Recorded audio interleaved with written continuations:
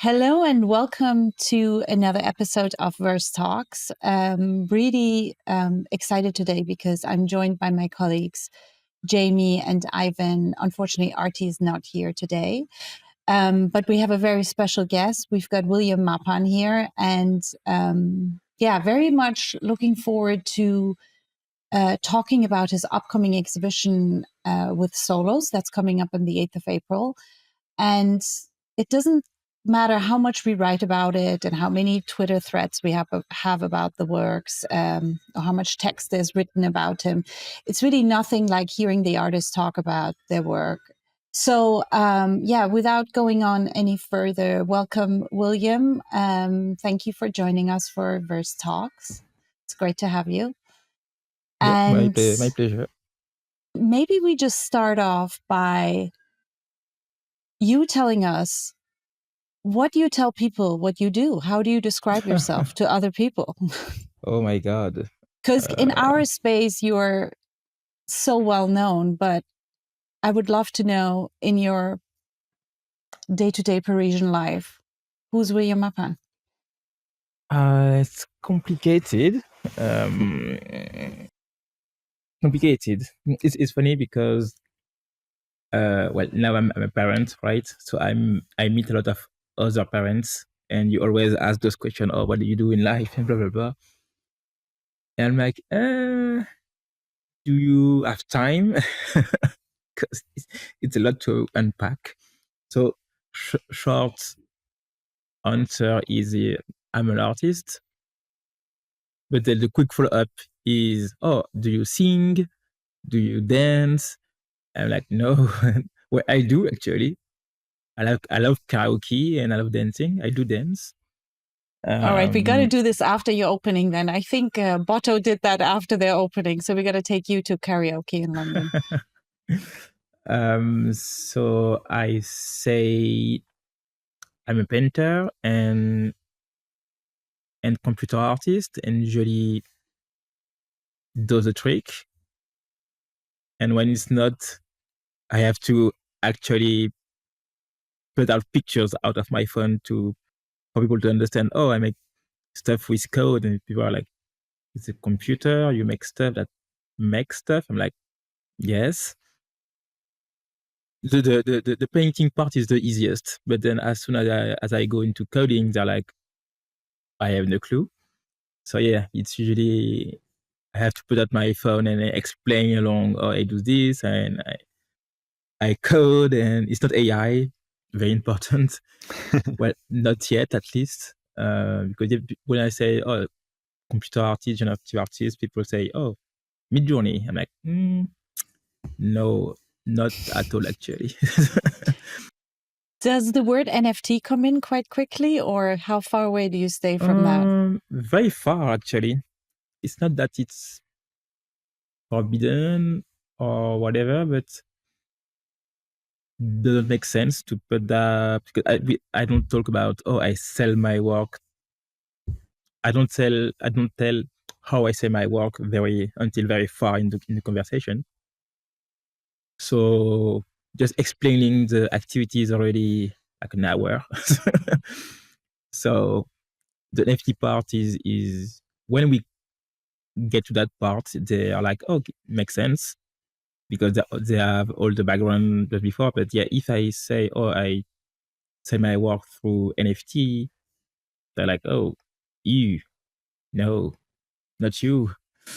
So yeah, it's a bit of a mixed feeling when I go to the NFT part, but usually when I explain everything before, and just makes sense, especially with the generative part, it makes sense for them to sell it digitally.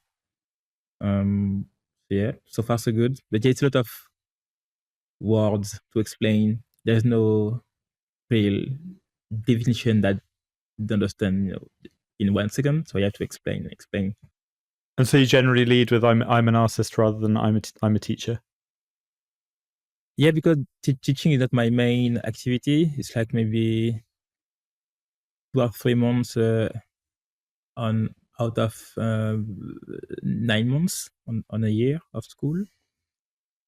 So yeah, it's really, and also I do teach sometimes. And they're like, oh, okay. But it's funny you brought in the school gates as such an interesting one. It really is a really good time to kind of reevaluate your identity, because normally when you meet people, you meet them through work or you meet them through other friends or the outside world, where you feel like you've already kind of built your identity, and then you get to the school gates and everybody's the same, and you suddenly it's such an interesting place. You're absolutely right. You're sort of like, oh yeah, who am I and what do I do, and yeah, how do I explain in like 2 sentences what my And who I am and what my and career is. yeah, they're true. And especially, at when you pick up your kid or when you drop your kid, you don't have much time to talk. So Exactly. you have to be, like pitch, like elevator pitch, Yeah, exactly. and then day after day, you develop the conversation and the relationship. And at some point, you just get a drawing with the parents, and everything is cool. Yeah. Could we jump into Sketchbook A and the aftermath and what happened afterwards? It was such a massive event for us, for Verse. It was so exciting, so overwhelming. And for these kind of big releases, there's always this kind of really intense crescendo and then just nothing. And it's, I don't know, I always find like the day after a release kind of, it's a strange feeling. So I can't even imagine what it's like for an artist. Would it be possible to just kind of talk a bit on like, how did it feel? Like, how did it feel in the moment afterwards? How did you then start to think about what might be next? And would love to kind of hear a bit in your words, how kind of this latest work kind of like came about and started to kind of grow following that. Just very quickly for context, Sketchbook A was released in October 2023. So we're 18 months away from that, which seems crazy because I keep thinking it was only, I keep thinking this was like 7 months ago. But as Jamie was saying, the experience of it was so all encompassing and so, just exhilarating for the whole team and beyond. Like I would meet people who would say, yes, you guys did Sketchbook A and that was amazing. And like it really had that ripple effect. I think it had a real afterlife. So yeah, just for context, that was 18 months ago. How did it feel before and how did it feel after? Before, I think to answer your direct question, Jamie, like on release day, I'm usually not caring too much because I estimate that I've done everything I had to do. So I just go climbing usually. And I remember that evening I went climbing thinking, oh, it's gonna be done when I'm back, when I go out. So I'm climbing, I think like 1 hour and a half. And then I'm like, okay, I'm gonna go home maybe. I just check my phone and I see just tons of notifications. I'm like, oh my God, what's happening? And then I go to the website. I'm like, it's not done. It's not finished yet. and then I'm texting in a chat. Why is it not finished yet? They're like, oh yeah, there's 5 minutes, I'm like, okay. And then I went back climbing. I'm like, yeah, fuck it. I think you sent us some pictures actually on WhatsApp. I kind of roughly remember a picture of you on the top. Blah, blah, blah. I'm like, yeah, I can't talk to you right now. I'm like on the wall. That's usually how I handle releases. I just do something else because there's nothing else to do. But that shows also so much confidence, right? You know you've given it everything. Like that's such a great thing to hear. You're like, now it's not up to me anymore. It's more like there's so much noise on release days, so much. Everyone is like looking at the market basically and prices, and usually I'm like, it's not the main thing for me, so I'm just gonna do something else that I enjoy more. It turned out very cool indeed. I was like, oh my God, what happened? But yeah, I like to experience the release after a couple of hours after the closing, because otherwise I'm too glued to the phone and I'm calling people. I'm like, I stopped doing that. And before the release, I think it was good, because I think this is Sketchbook A is the temperature of the statement of, I won't do too many releases a year. I'm gonna take time for myself to reflect, and I'm gonna allow myself to evolve and to iterate over an algorithm, because especially in this Web3 thing, people expect always new work, and every 3-4 months, everyone's is not everyone, but people are asking you for new work. And if you continually post the same release, the same series, people are get bored. So there's always this search of new things. And with the Sketchbook series A and B, we're like, I'm gonna slow it down and actually not go for completely something new. I'm just gonna refine and go deeper into what I've started to discover. So yeah, Sketchbook A was very nice feeling, because I knew I was on this path of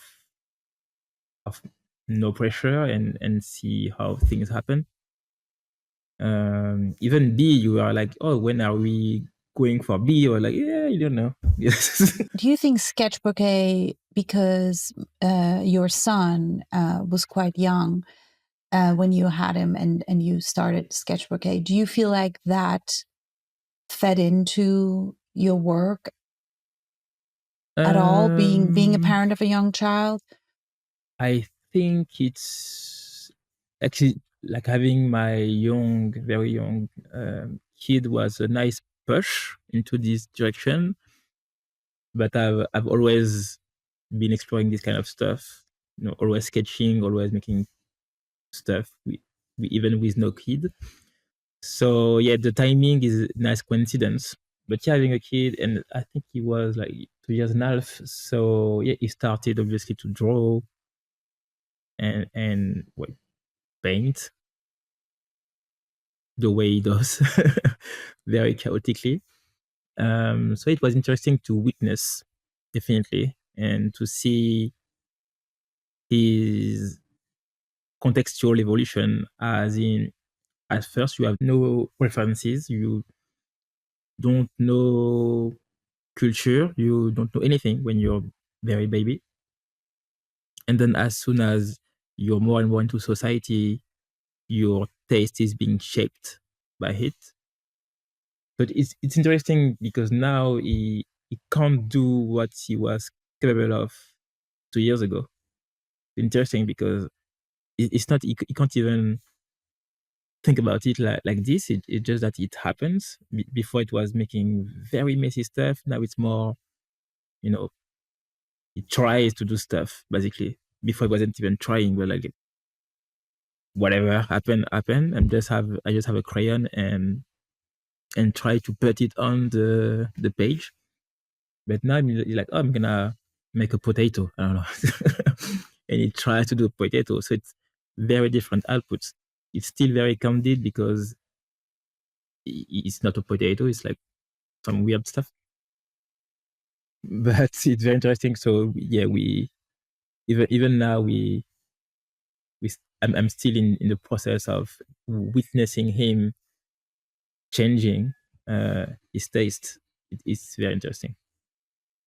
On the decision to kind of dig deeper and kind of keep pushing in the direction that you were previously going, was that a kind of decision that you like?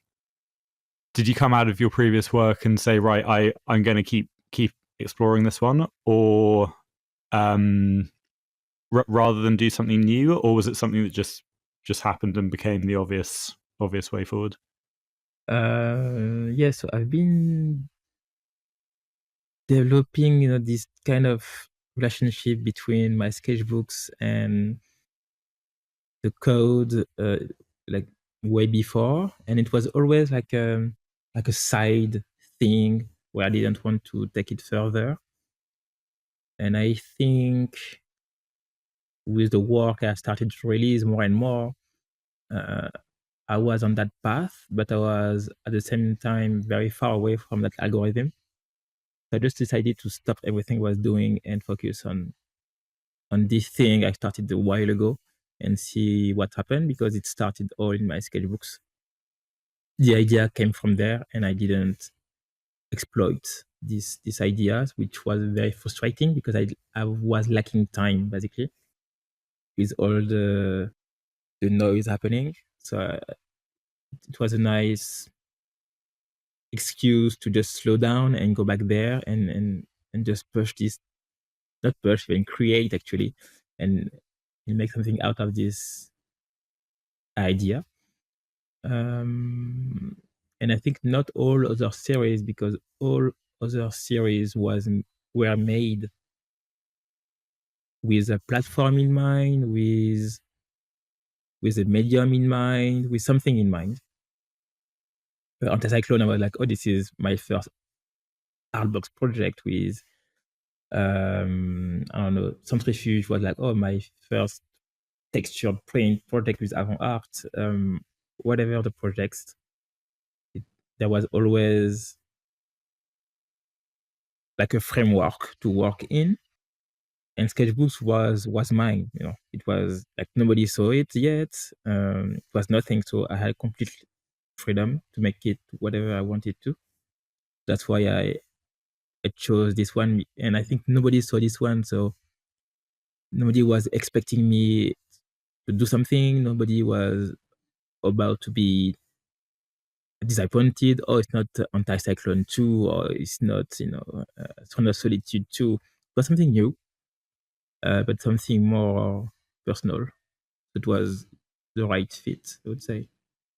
In fact, it was like a real breaking away from that, wasn't it? It was just sort of like unlearning what you've learned. I feel almost like you rebelled against the kind of pristine compositions and you went back to basics. Does it feel a bit like that? It felt like that to me when I first saw it. I was like, this is a serious departure from anything he's done before. Yeah. Yeah, I think especially with generative art made through the computer, it's very easy to make complex things. And I feel often it can hide something way simpler that you would explore if the machine wasn't there. Yeah, I wanted to remove all these, I'm gonna make this fancy composition, noise, all this, like the thing that I know people like, and even I do like. But with Sketchbook A, this stuff I didn't have, I didn't know if I liked it or not at first. But like, that's different, so it's good, I guess, because it's different. So why is it different? Is then you start to explore what it means for that algorithm to be different, and you just, yeah, I made this statement, oh, I'm gonna be very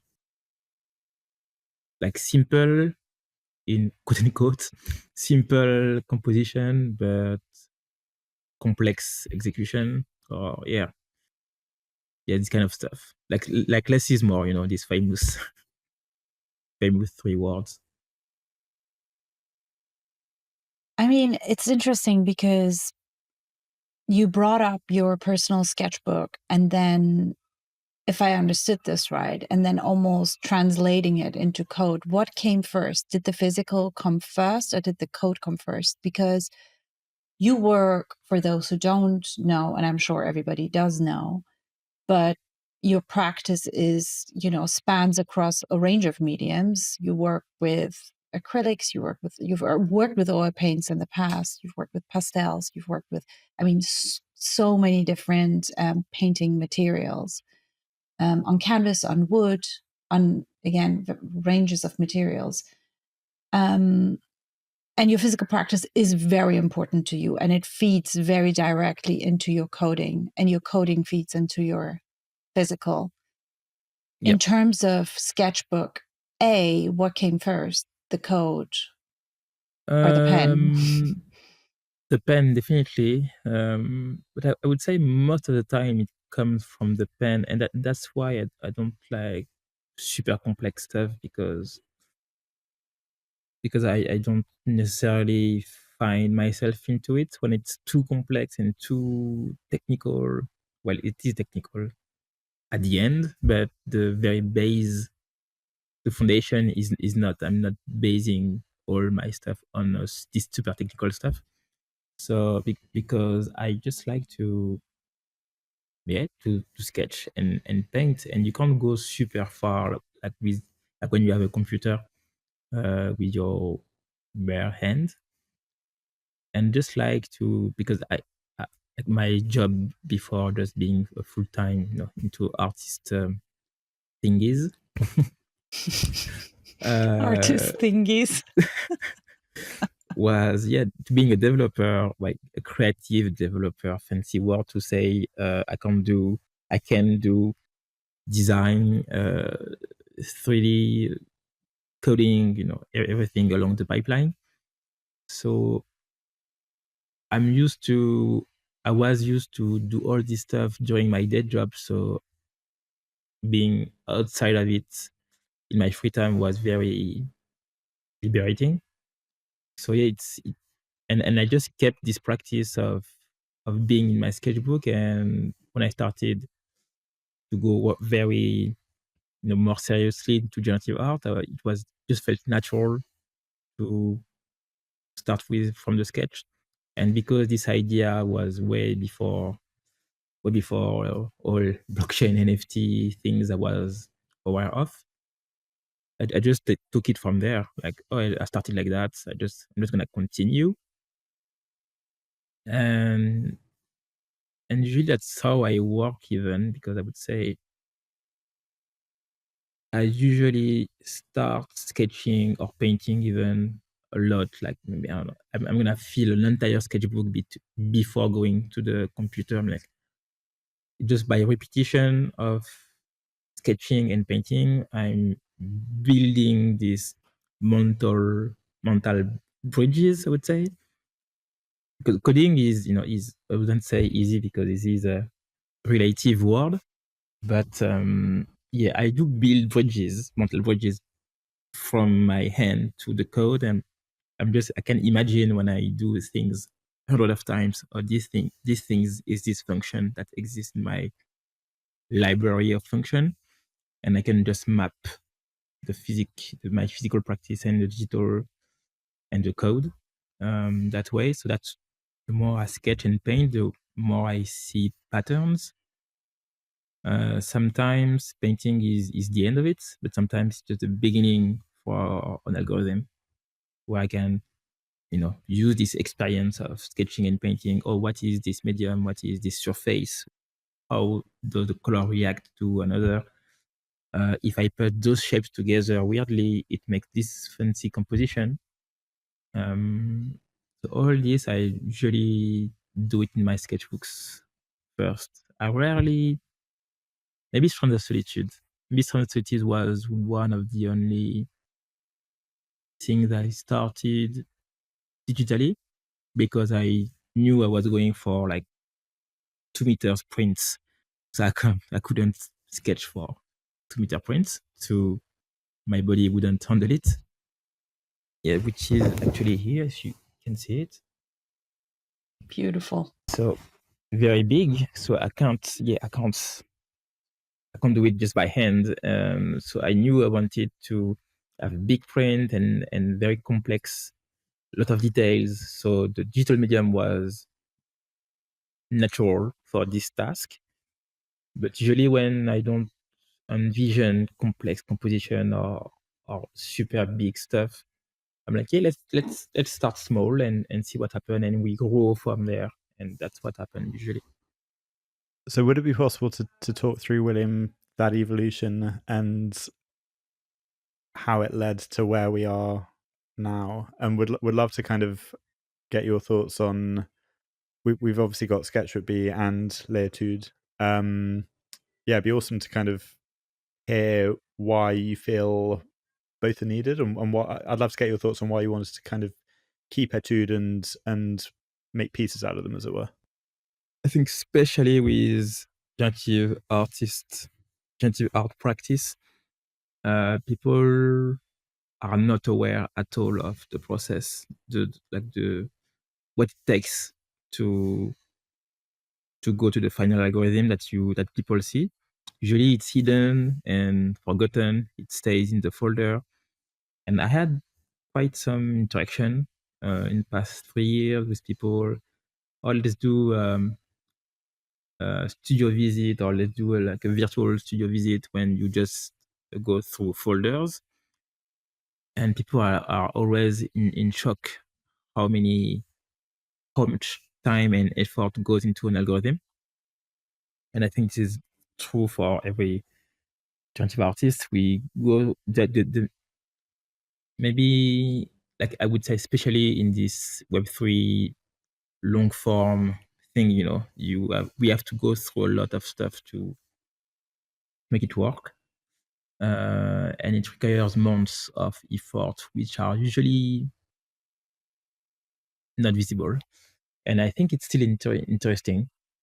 I think it's interesting to follow the process of an artist and see how it starts and where it ends. I think for everyone who are not generative art savvy, or even for students, or even for other artists, I think it's always like, I love to see other artists' processes. But until you talk to them, you don't have access to it.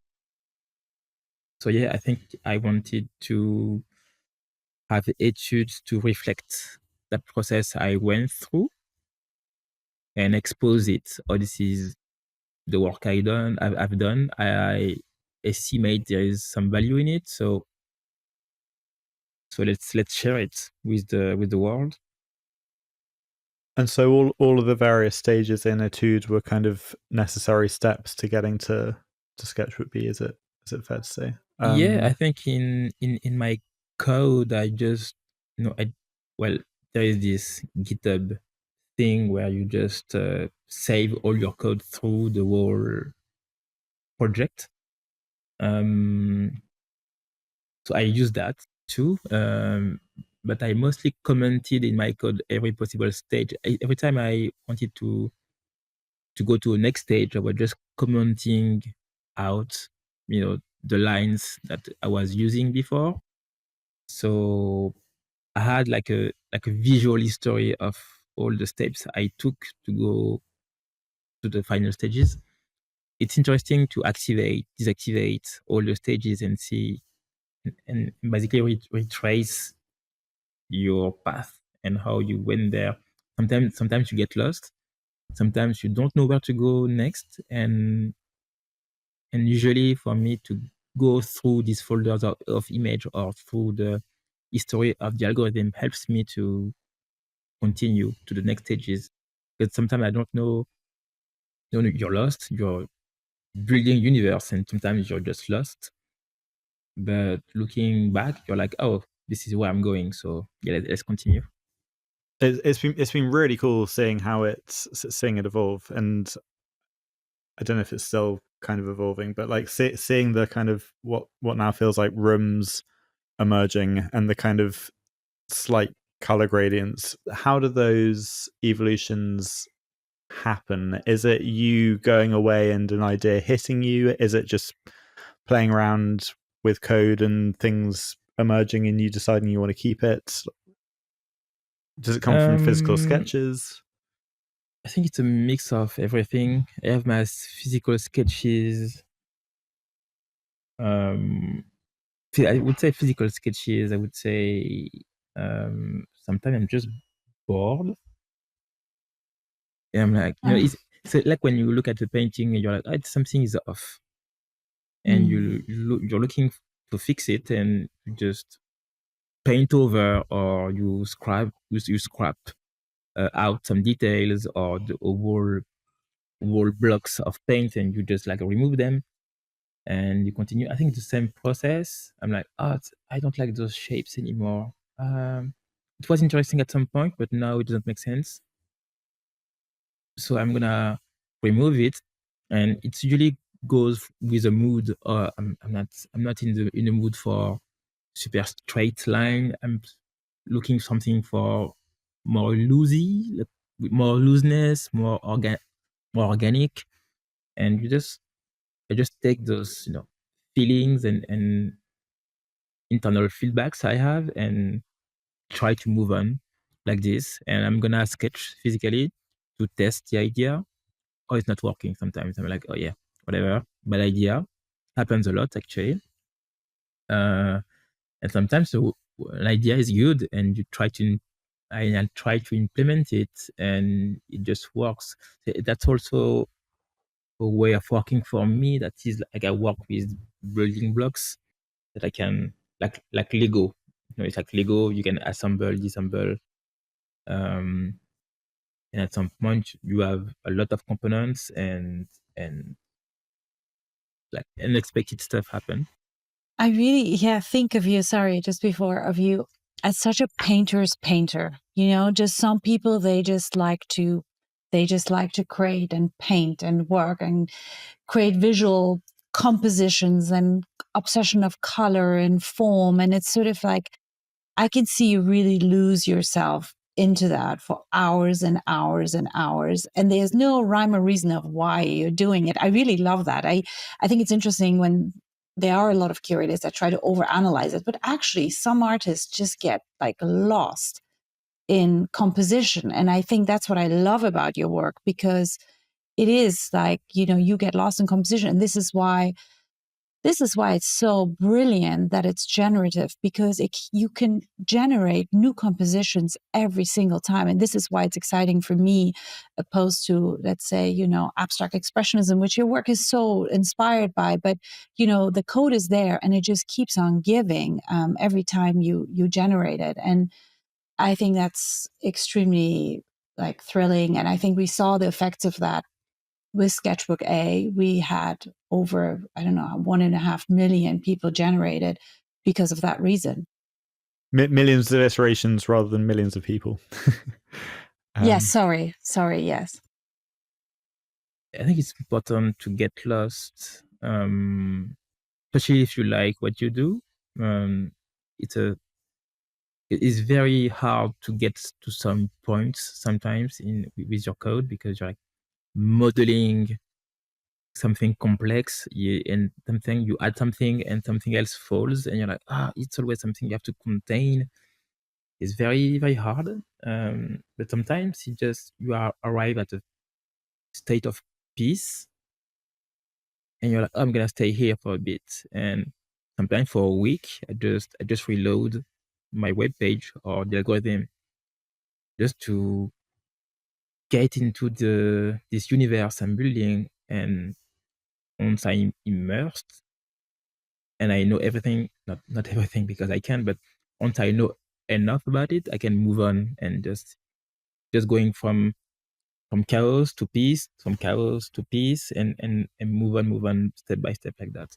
But it sounds as if you're now at a point with Sketchbook B where it feels like this is kind of, for some reason, it and kind of ready. Like you said something really interesting on a call yesterday. We were talking about the Etudes, and you're very happy for those to be a bigger series. There's something more casual about them. But I got the impression that you're kind of seeing Sketchbook B's as like these are pieces somehow. These like really aren't sketches. Less sketchy. Like how like what has happened to make these like sit differently in your mind, and like how do they sit differently in your mind? I think they're not sketches anymore. So I feel like I've completed the sketchbook. if you take, usually my sketchbook are very interesting because I start with nothing. It's like very messy, and towards the end, I try to keep it like not more than 3 ideas in the sketchbook, or it's gonna be all around, grades or whatever. And we evolve and see what's happened. At some point, at the end, you're like, oh, I could just paint this thing, and it becomes just like preparatory work for an actual painting. And that's where I am at the moment with Sketchbook B. And it's funny because I tried to push it even more, and it started to fall apart and started to feel forced. He's gonna just add more new stuff, But I went back because I felt it was just too much. So I felt like I was forcing things. If I was keeping adding new stuff. Have we seen any of those forced ones? I'd be so interested to see at what point it became too much. There are so many stuff you don't see. Fair enough.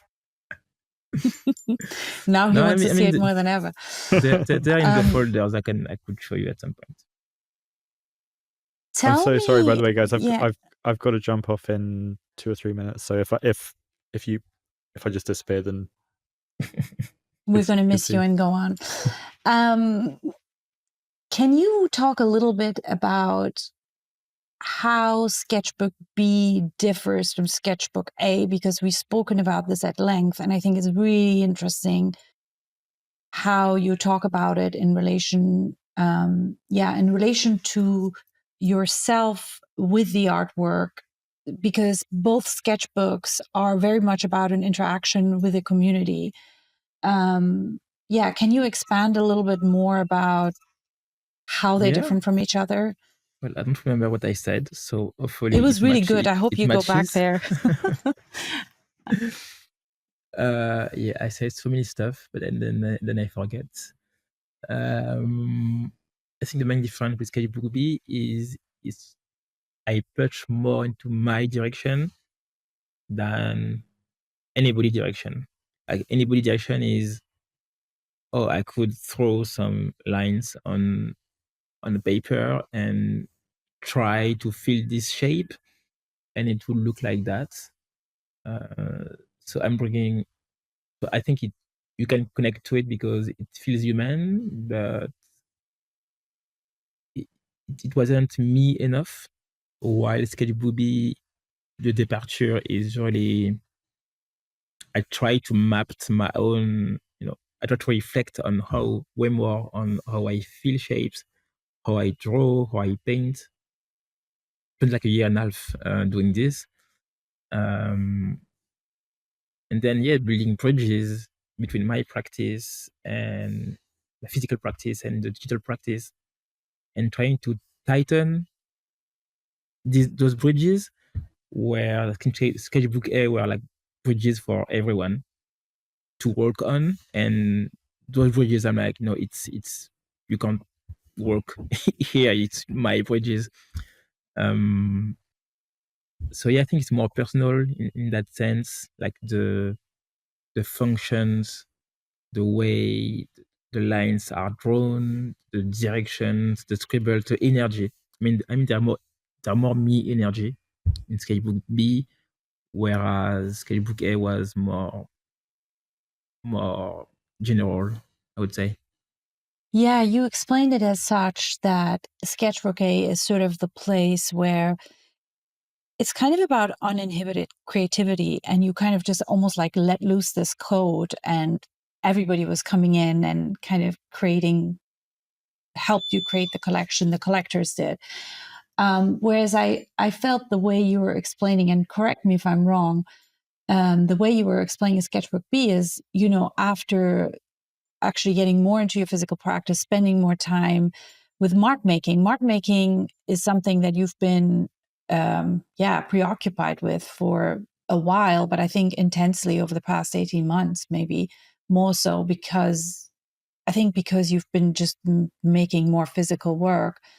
And I think you explained that Sketchbook B is more about, you getting to that mark making, but also beyond that. And I thought that was really fascinating where you spoke about what is it, if it's beyond just the mark making, what is it that you're trying to capture? Something that's like that's inherently you, that you're trying to capture in the work. And I thought that was really, I don't know if you can get into that. But I thought there's this identity research, I would say, like, what is my physical identity? Because I think I don't want to lose it when I transition to digital. So I'm strongly looking for this identity of mark making through mark making, of what I am, what am I, and what makes me the painter I am, the drawer I am. Those questions were very important in this series, because so many times I feel I lose information when I transition to coding. And that's why I think I try to bend this medium until it looks the way I would express with it if I was making this medium. So it's usually hard, but I just find this interesting to try to not lose yourself, because this new fancy medium exists.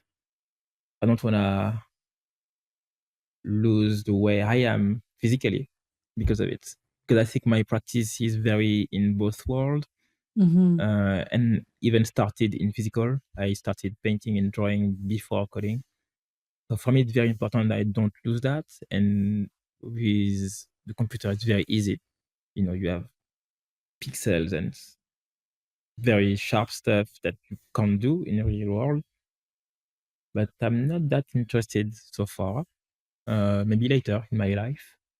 But so far I'm interested because this is a way for me as an extender to look for myself even more. Like when I look at Sketchbook B or Etudes, I'm trying to see if I could do it in real life. For me, just like an exploration tool. This series is an exploration tool and I could paint outputs out of it because I knew it would fit me. So sometimes I paint digital outputs and I feel I wouldn't have do it if I didn't have the computer. So for me, it's the act of thinking through the computer that interests me, but still keeping my identity through mark making during the process, if that makes sense. It absolutely makes sense. As you were talking and about your identity in particular, I can't help but think, but like, how do you do it? Because your career in a very short amount of time became very successful. You got successful very quickly. And that's brilliant, but it also comes with a lot of, eyes on you and people deciding for you who you are, because they make up, they have a perception. You're defined by a collection of work or various collections of work. And the other thing is that we're operating in a space that very much is, highly encouraging, to say it politely. But if there's like they can be quite enthusiastic support. That must be really hard to then kind of say, I'm not working on that kind of work anymore. I'm working on this work and I'm not listening to that and I'm doing that. Like, how do you deal with the noise that is incredibly loud in our industry? How much do you kind of detach or attach yourself to it? Well, I think first of all, it happened quickly for people that started watching me, but it's been 10 years doing that. Yeah. So it's not new, And I think because of that, I know where my focus is. And so that's why the market or people, I'll easily not listen to it. Sometimes, at the very beginning, like 2022 or even 3, it was very overwhelming because it wasn't because of, oh, you should do that, I should do that, but it's because of opportunities were popping up in every possible corners. And I think the intensity was in that. But yeah, when people were asking, oh, when is Dragons 2 happening? I'm like, maybe never. I don't know. I'm not gonna do it because you're asking for it. And more than that, I don't think you should, as an artist, make like the next year, or the next month, the follow up. Yeah, I think that's why I took like almost 2 years for B, because I need that time to push a series, to reflect. And yeah, I remember some tweets from people, oh, when is B coming? Like 6 months after, or like, it's too soon. Too soon, guys, too soon. But yeah, I think it's the main thing. It's not, I know where my focus is, and I know where I wanna go. And obviously it's not all clear, it's all blurry and all in the fog, but I have maybe like a light at the end of this fog, and guiding light, North Star, to just go into there. Maybe you'll have some, turns around or whatever, but you have to go there. You can stop somewhere, but at some point you have to move. Don't stay in these things that became easy now. Just keep searching, because the past is definitely not done until I die. I guess it won't be done. I will have some highs and lows, but I have to keep moving, because otherwise it becomes boring. And I'm just also curious by nature, so my curiosity will lead me always to somewhere I didn't go before. Yeah, I could even change medium tomorrow. I'm like, I was just going to ask you about that. How have you found the shift from like hyper focus on generative art to now moving on to AI? And like, how does that affect an artist who's well known for their generative art practice? Does it bother you? I mean, I'm asking and I'm thinking, I don't think you care. No, because it's two different things. Like it's not, yeah, if you focus on the output, you're gonna be very scared of AI or whatever comes, because output is easy to do, like easy, quote unquote, again. But like, kudos to all the Midjourney engineer and stuff, because they're doing amazing jobs. All the people training AI, it's fabulous. But I think for me, the art is maybe in there. But it's another medium. It's like photography, imaginary universe. But on my side, I like to build with nothing, those universe. And they're very, very limited, but expanded enough that I can lose myself in it. And I think those algorithms are just extension by nature of you. So when I use an external source of creation, I'm like, I feel a bit off. So far, maybe it will change in the future. Everything I say is not like in stone. Set in stone, yeah. But so far, I have way too much to explore already by myself. If I use another extender, I'm like, oh my God, why would I do this? I mean, I think if somebody sees your work and doesn't know it's made, like, do you care that they know it's made by code or not? I mean, you've done both. Not at all, no. Yeah, because I think we have this conversation a lot. Well, it's more impressive because it was made by code, but yeah, this question. This I make fun of it sometimes. I'm like on Twitter, I make made by code trademark, something like that. People get mad sometimes. They're like, yes, why do you trademark? Like, it's just a joke. But yeah, what's important is the process. It's not the medium you use. Like, you could make something. I think you can make anything in any medium, but you're gonna have more or less a hard time doing it. yeah, You could do what I do with no code, but it's gonna take hundreds of years to just for your brain to compute every possible things. It's not impossible. So yeah, the medium is not like, I mean, it's a sub layer of understanding the process and the artist if you're interested in it. But for me, yeah, I think it's just a tool where I use the computation power. It doesn't mean it's better than anything else. I mean, if art is a language, it will talk without knowing the medium. yeah, And sometimes, even sometimes you see a painting, your first question is not what is it oil? It's not the first question usually. It's like, I like this red. I like this stuff. I like this figure. I like these shapes.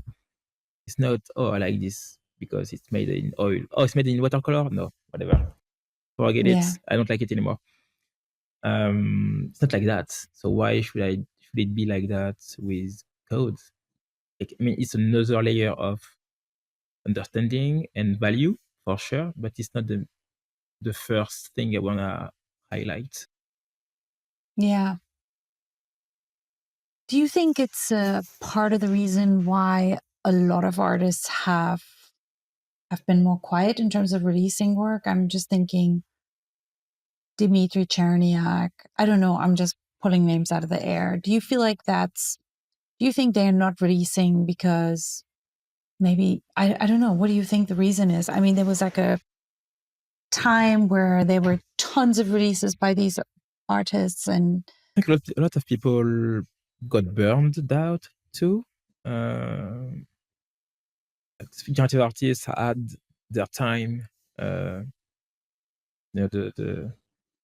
golden age into those past 4 years where like 2021 and 2022, and generative artists were like all over internet. And I think it was hard to keep up with everything because we were like asked a lot of things by a lot of people. And I think you should say yes to everything.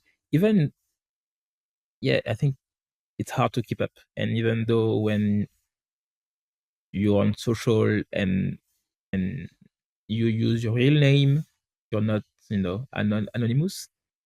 So it's hard to cope.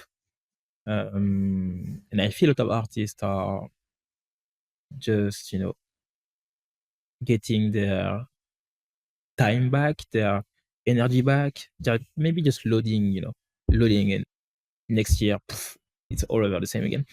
I don't know. yeah, But yeah, I feel people got burned out. It was a lot. Obviously, the market is not encouraging, especially with AI. Yeah, I get it. Some people are mad about it. I think it was very funny to see the Boto drama. I didn't even follow. Like, I was sent tweets like, "Look at this! It's crazy." And like, yeah, it's for me. I got occasional emojis from you. It's like, what is going on? Yeah, I didn't get why people got so mad. I don't know, but yeah, it's different things. People do their stuff. You do your stuff. I think there is place for everyone. Well, on that note, how do you keep a work-life balance? I mean, people do burn out, collectors leaving, artists, not coping with a lot of demands, burning out. How do you deal with it? I don't open social media apps, maybe some Twitter sometimes. But other channels I try, because it's a lot of things to handle, and if I want my work to progress, I can't divide my attention with a kid at home, basically, that is asking me more and more energy, more attention. I can't be on the sofa and be on my phone while not nice. Well, to me, at least. So yeah, it's like, do your stuff by day. You work, and when it's done, and then you're with your family, and you go to the bar with your friends, or you go climbing. But I think this balance is very important for me. So I can't be everywhere at the same time. Like right now, I have my notification enabled, because you're sending me too many messages. So I'm forced to have my notification enabled, but I'm dying, oh my God, there's too many. When is this over? When is this woman gonna leave me alone? I'm sorry. But yeah, I like to be in my little bubble, and sometimes when I decide it, I go out and show stuff I wanna show. But I don't like this internet to call me forever. Yeah, I think it's really wise, because I think there's an art in dividing your time wisely so that you can be present with whatever, your task or want to do. And if you don't do that, then you really hurt yourself and people around you, actually. Yeah, very true. And even as an artist, I feel it's inspiring.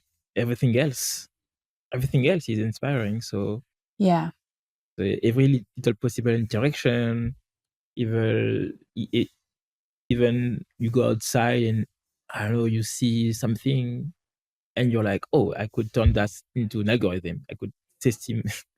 Everything is generative at some point. I think the generative artist brain is something else, where we start to see systems everywhere. It's a bit weird.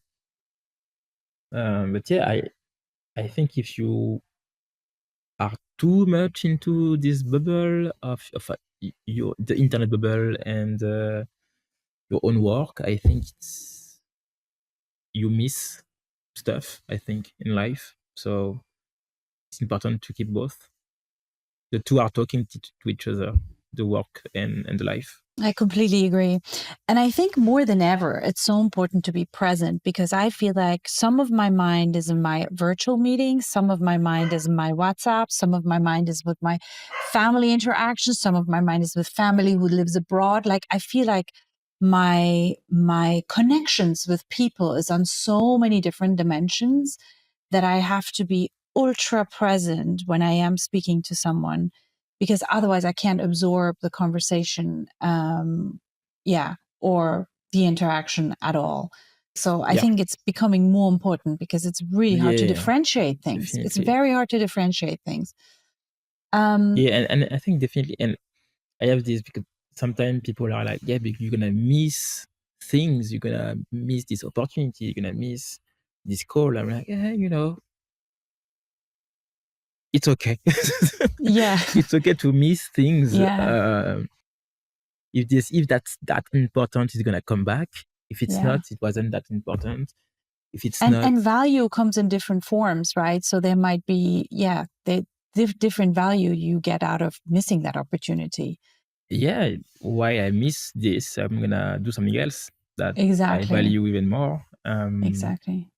Yeah. So yeah, it's like the emergency concept is very relative for me. Like, yeah, emergency. How much emergency? Like, end of Earth emergency, or is it just you missed the call emergency?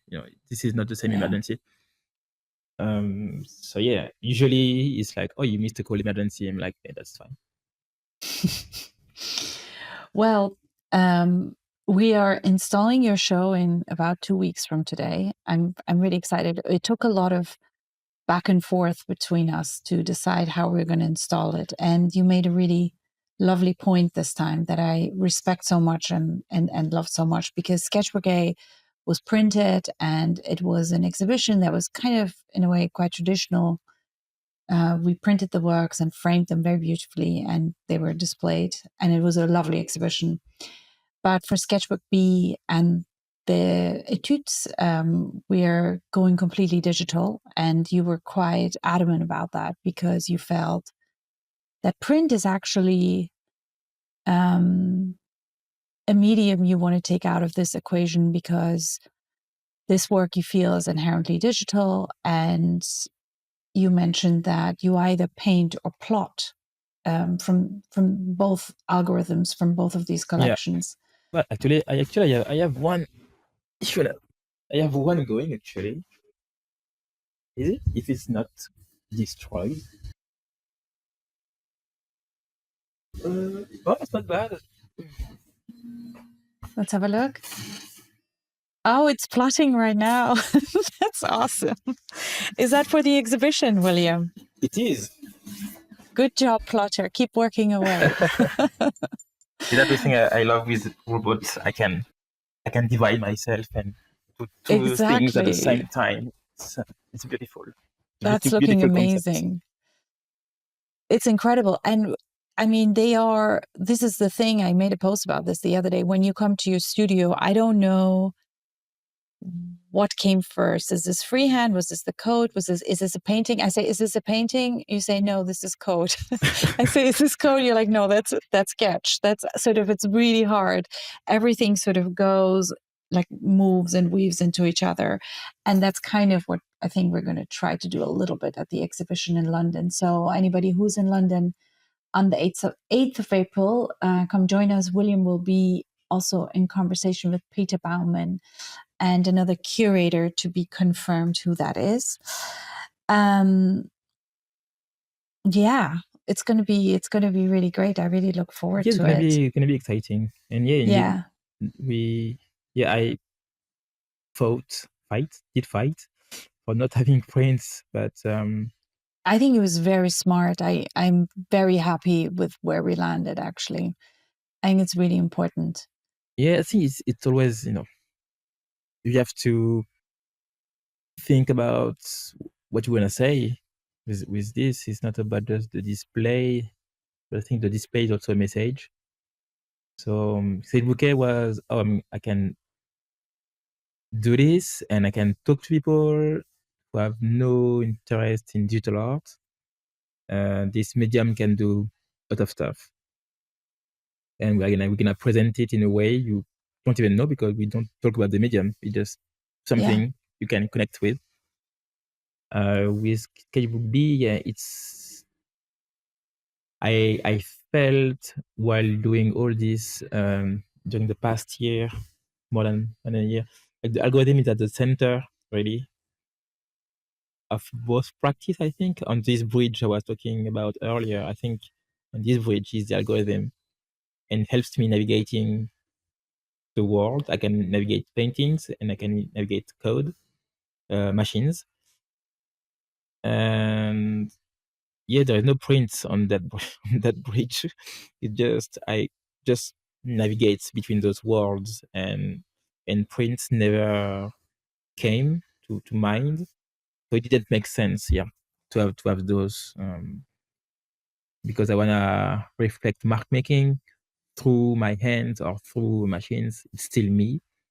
So it's gonna be interesting to see that the exhibition, I think. Yeah, and I just think it also reflects on, like, you're such a genuine person. Like, you're so conscious of authenticity. And I just really respected that when you said that. It's like, I do not want to print. And because you really wanted to stay authentic to what the work is about. Yeah, and I thought that was really great. Like it just really inspired me, and I'm really looking forward. I mean, it's going to be different to most of our other exhibitions, but I think it's going to be great. I think it's going to be really great. We're going to be displaying Sketchbook B, which is a collection of 64 works, similar to, well, identical number of works to Sketchbook A. And we are also going to be exhibiting Etudes, which is a collection of 640 works. There will also be a number of physical works on display, so that are either plotted or some even hand painted, it seems. So loads to see, loads to discuss. I'm so thrilled Peter can come. I think he's like, if it's generative art, I can't think of anybody who's more knowledgeable. And we're bringing in another curator who will bring in sort of the other curatorial eye has more of a general knowledge of. Mind you, Peter does have an incredible general knowledge as well, but on top of that, also has generative art knowledge.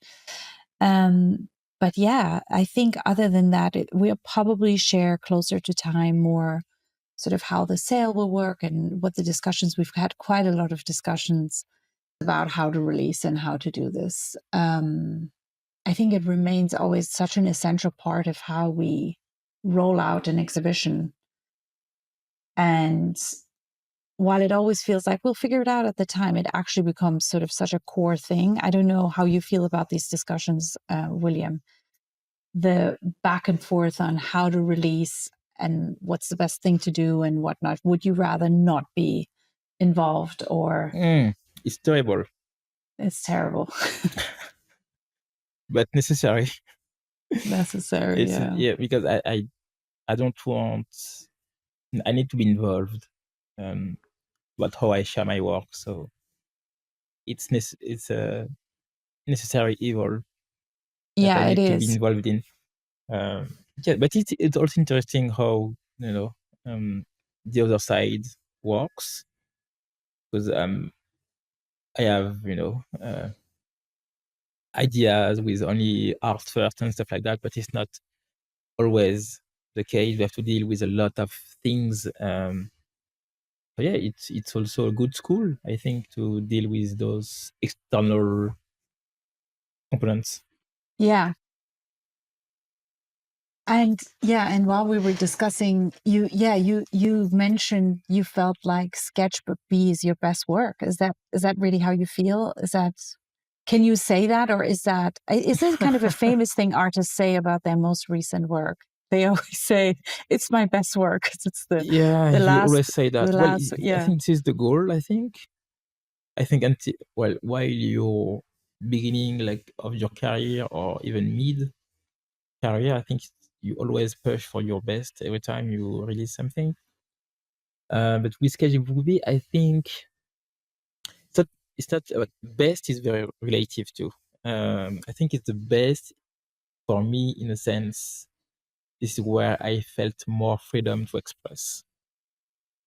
Like with this one, I can completely be myself and not be driven by constraints. Oh, there is this. The tech is this. You have to do this. The prints are like this. You have to do this. I didn't have constraints in mind with Sketchbook A.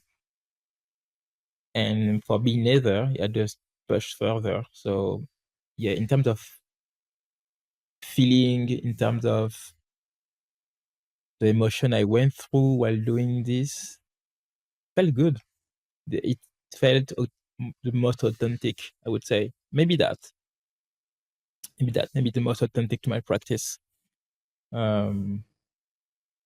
Yeah, at some point I even tried to do for a test. I think I sent you this one to try to recreate an output with crayon that was generated with code, and it matches like perfectly. Like you can't say if it's code or not.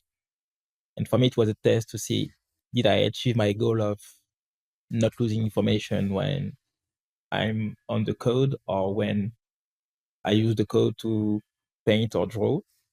And this loop is very interesting to me. So it's a bit the point of Sketchbook B, and when I do this little test, I feel very happy about it because it means I can express on both medium without having any constraints. Like both medium talk to each other and enhance each other. So yeah, I think I succeeded in expressing myself with this one more than. It's very hard to put word on it, but yeah, because usually when you code, you find shortcuts, you find little tricks to make something the way you want it to look. But on this one, because it's based on my practice, there's no shortcuts. It's like usually I use shader and a lot of fancy stuff to get shortcuts to trick and to achieve my goals. But on this one, I wanted to go from zero and do it again from scratch without any tricks. It has to match my physical mark making. Yeah, it has definitely like a certain maturity that you can see immediately. Actually, you are at a part of your career now where you're established and you have a lot of very loyal collectors who have been collecting your work and watching your practice for a long time. And Sketchbook B and Etudes are released for the first time, I think, on Verse, actually, for the majority to previous holders of your work. I was wondering if you can talk a little bit about that. So the plan is to have for Etudes, I think just over 500 pieces are reserved for previous holders of your work, and we're providing a snapshot of what that means and how many people are allocated, how many pieces. And then a small number, I think around 10% of it is then going on public ranked auction. Whereas the ones that are reserved are going to be sold via Dutch auction. Can you talk a little bit about why you wanted to make this available to previous holders of your work? It is a process. So if we consider all previous collectors are part of your history, I think it's important at some point to tell them you're important to me, so you can have access to my work more than anyone else. I think it's a normal gesture. It's not rewarding. It's just about making you aware that you're part of something. You're part of me, and I wanna tell you with this thing that is part of the algorithm. I think there's a good match in it. It was also very important for me to have a public component, even though I want to not reward, but it's the word we always say, bad word.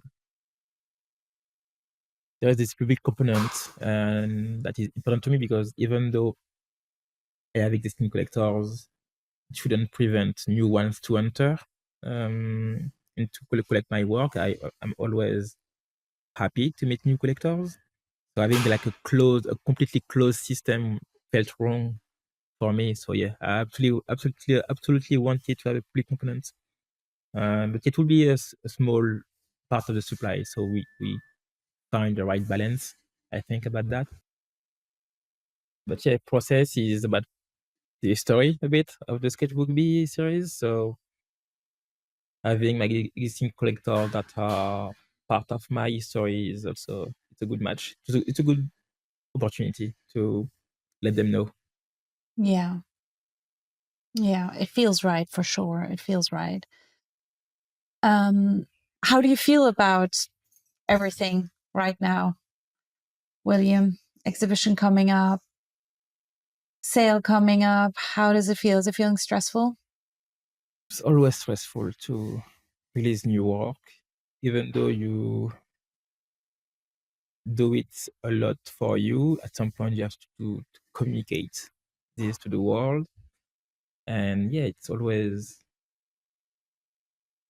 not stressful, like, oh, are people gonna like it or not? It's not about that. It's more about the intensity of everything that lights up. Like, oh my God, there is so many things to do and to watch at the same time.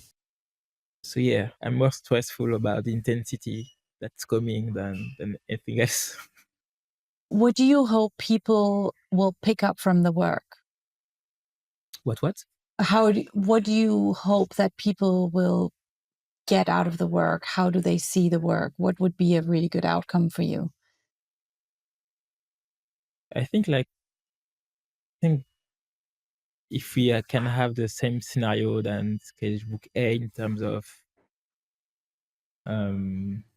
community effect, it would be amazing, because I think I also made this collector created for that. I want people to explore the algorithm, to develop a bond with it at some point. And that's what I like with Sketchbook A. I see not too many people sold their outputs. And I think that's because you look for such a long time. Once you find your output, you develop an emotional connection with it. And I like people to develop that too. And with Etudes, yeah, I just want them to understand the process behind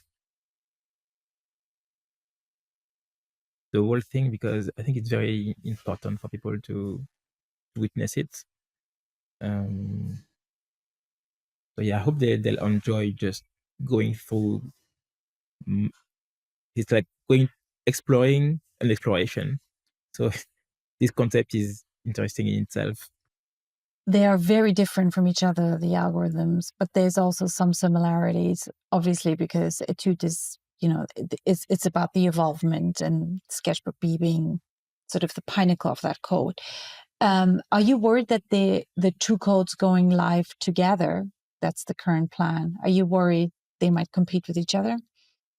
How would that pan out, having both live at the same time? What is your think? What's any concerns or? Yeah, my concerns about that was like just gonna divide people's time. So I hope they have enough time to explore both algorithms. Yeah. Because usually when you like an algorithm, you go hard on it and you explore a lot of outputs. So if there is two at the same time, will people divide their time or multiply their time by two? I don't know. Maybe they'll multiply and they'll just spend even more time in front of their device. Hopefully they do that. But I hope they won't divide their time in two. That's my main concern, I think. We will find out. We'll find out. We'll find out. Right. Well, thank you so much, William, for joining us today for the pod. It's been great having you. And yeah, definitely. I always enjoy my conversations with you. I'm happy I get to work with you for the next few weeks, because I love the way you think about your work, and it's always very inspiring. So yeah, thank you so much for that.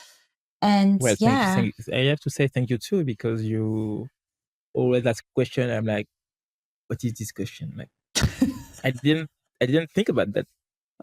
So it forces me to think. This question? I'm like, what? Okay, I'm gonna maybe think about this. There's an interesting point. So yeah, it's just ignore talking. me, William. This is something I also know. This is something I learned. Turn your notifications off. I will at some point, but that's something I learned to have. Yeah, is conversation about about not only art, but more, I think as an artist, your life is also part of your art. 100%. So just discussing life matters and art, like seaming, like with no seam, like it has to be seamless, and it usually leads to interesting train of thoughts, because you can build, connection very quickly if you talk about something and then you go back to art and you're like, oh, I can see there is a strong connection that I didn't see. So talking to someone else, other people, is interesting in that sense, because you can't sometimes see what's in front of you. So Yeah. talking to you is also always a pleasure as well. Thanks, William. Thank you. Well, I feel like I should let you go. It's 3:44. Been an hour and 44 minutes. James said, keep it to 2 hours. So I did a good job. Come on. It's because Jamie isn't here. Otherwise, you'd be here another 2 hours. You got lucky, William.